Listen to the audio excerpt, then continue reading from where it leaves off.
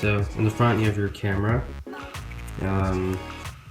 Basically all your electronics, your ESCs and your controller are all built into this board in here. So you don't have to really worry about that unless you crash it severely. And then this is your connection to your radio controller. And then this one is your connection to your goggles. And everybody uses these antennas, it's a lot better. So whenever you turn everything on, you want to turn on make sure your goggles down, you turn this on first. And it's basically the same thing, it's just these switches might be mapped on the wrong or differently than yours. Basically, there's three modes. There's a stabilized mode, there's a horizon mode, and then there's an acro mode. Stabilized mode is where you can't flip. And you just press this forward and it'll just go forward. This is to control your height. And then this one, which would be a stabilized acro mode where you can do flips. Then it's the same thing. This is the height, the altitude, and then yaw. But then this one, if you go all the way forward or all the way to the left, it'll do a flip. Okay, so I'm gonna plug this in. Hopefully you can see it. And just gonna make a little sound. And I made sure, make sure your props are not on here because you never know what'll happen. It might spool up.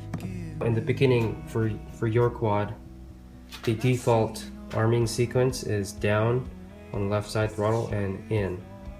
So when you do that, this should arm the motors, and in my case it's a switch, and you should have the motor start spinning like this. It should start spinning like that. And then when you want to disarm, you go down and left. And so that's how you arm and disarm your motors, which is really important. So if you go down, you want to immediately go down and disarm the motors when you're flying. You don't want to keep the motor spinning. And this is something after, I guess, you feel comfortable with the programming, you can change to a switch. But a switch is kind of dangerous for beginners because if you have it on and you just bump it, it'll just go. So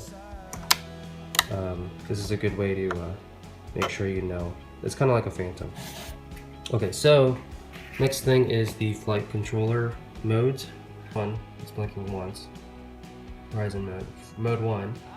This is mode 2. Blinking twice. This is 3. So that's how you would know, like you can check all your switches, that's how you would know which mode you're in. So you can see what each mode is kind of like. So this is horizon mode, so you can tell it'll start doing stuff and it's trying to stabilize itself. Other stabilized mode is also going to be like that. It's going to try to, so you can see that the motors are working to self-stabilize. Acro mode, manual mode, it won't do that. It'll do a little bit, but the next thing I guess would be transmitter. So once you have this on, you're gonna see what channel you're on. This is top one is the band that you're on. So I'm on band 3, which is a Boss Cam band, Boss Cam E. You can see here. And then this one is the channel that you're on. There's 8 channels per band. The most common that people are on are E or F. I guess the one thing to be careful of with this particular unit, that when someone else is flying, you don't want to be switching through the channels because you'll black them out. So you want to make sure if you're flying with someone else, make sure they're not flying, and then just check your channel here, and you can kind of cycle through them. Dominator version 2, but also there are the Fat Shark HD version 2 as well. But I've been using these for a long time. These are really good. So you should have ordered this module in here, and basically this shows you the different bands you can switch from. Okay, so I just wanted to show you what you should be seeing inside the USD. Hopefully you're able to see this. Basically you can see that it's disarmed. So You know, once you do your stick command, it'll go away, which means, you know, it'll start going. So bottom right, that's where you can see your different modes. So 1 is the horizon mode, 2 is the acro horizon mode, and 3rd is manual. That line in the middle you see there is kind of like the horizon, so you can kind of see there that when you do this kind of stuff, it's getting an info from the gyro. Bottom left is where you can see the amount of time you have since you turn your battery on. Top right is where you see your voltage. So you can see right now that there's 16.17 volts. I'm using a 4S battery. I think I recommend a 3S battery, which is 12 volts. And yeah, this here in the middle is the angle from where you started from. So this is where I started from when I turned it on, and you can see the angle. So that's kind of cool. Okay, so there's 2 types of propellers. The normal, which is in a clockwise direction, and then the reverse, which is the counterclockwise direction. So you want to make sure that you put the right propeller on your motors or it's gonna flip over. So one thing to remember, and it's the same on every quad, is that these 2, whichever direction it's facing, the propellers are always going to be going in this direction. For this one, you want to make sure it's going inwards like this. So you're going to put on this one. And this is the same if you turn it upside down, it's the same thing. So now this propeller is going to want one that's turning inwards like this. The black ones are for the clockwise, and they will spin opposite, obviously. And then the silver ones are for the counterclockwise, like this. And I have to say this is different from other motors. These are special motors where they've installed the counterclockwise version on it. So for example, if you want to change the motors later, you want to go for some Cobras or something like that, these all have clockwise, so it doesn't matter which one it is, they're all the same. And that's just something that depends on the motor manufacturer, but this particular one is like this. The thing is, these are sometimes hard to find if you lose them, so I would recommend getting these lock nuts. So another thing I want to add is you never want to turn this quad on or this transmitter on without having the antenna hooked up to it, because there's a lot of power going to this, and what happens is that when you turn it on, it has nowhere to go if you don't have this hooked up, and it just gets stored here and it starts burning out the electronics. So if you do that for a couple seconds, it's fine. If you leave it on for more than 5 minutes, it's going to start degrading the components. It's not going to work anymore. So just remember that part.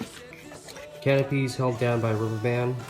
This I think should be stronger. Sometimes canopies will fly off and hit the propellers and make people crash. So I'd probably try to get a girlfriend's headband or something and use that instead, because this is kind of flimsy. So I've got the GoPro on here. I've got a strap down here. I've got this foam insert that I've got to angle it upwards like this, because no matter what, you're going to be flying something like this. So you want to angle it up to a certain degree.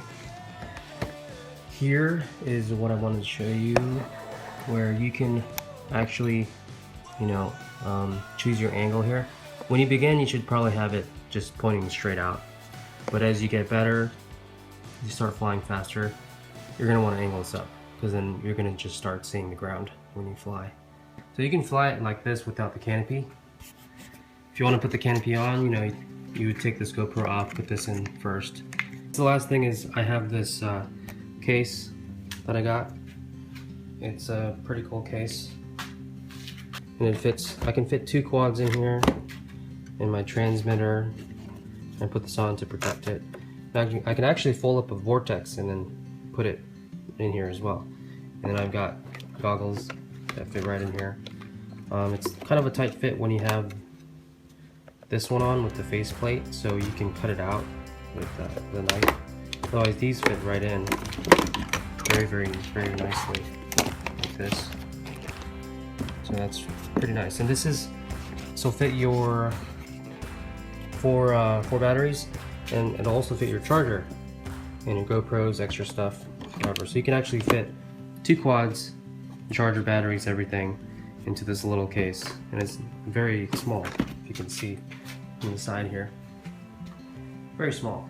It's a nice little setup for traveling and really nice. I would recommend getting one of these. This doesn't work for this one, but a tool to put your propellers on, take it on and off, it just fits right in here, which is good to have. The other thing I forgot was this. So I've got 2 bags, Mentos bags.